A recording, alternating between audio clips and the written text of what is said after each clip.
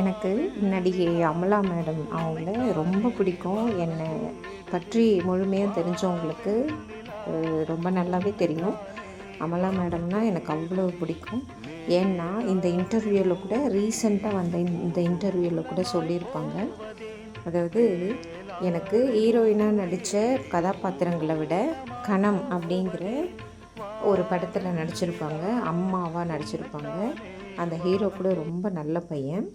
அவர் தன் மகனாகவே வரித்து மனசுக்குள்ளே நினச்சிக்கிட்டு அந்த படத்தில் நடிச்சிருப்பாங்க. கணம் அப்படிங்கிற படத்தில் நடித்த அமலா மேடத்தை அவங்க ட்ரெஸ் சென்ஸு, அவங்களோட சிம்ப்ளிசிட்டி, இது எல்லாமே பாருங்கள். அவங்களோட கேரக்டர் உங்களுக்கு புரிய வரும். ஏன்னா அவங்க ஆக்சுவலாக பட்டு சாரியெல்லாம் கட்ட மாட்டாங்க.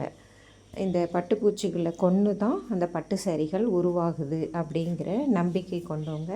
ரொம்ப சிம்பிள் லைஃப் வாழ்கிற மிகப்பெரிய பணக்கார மனுஷி இவங்க.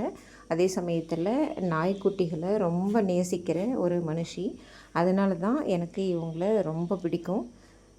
எனக்கு நடிகைகளில் பிடித்த நடிகை அமலா மேடம் மட்டும்தான்.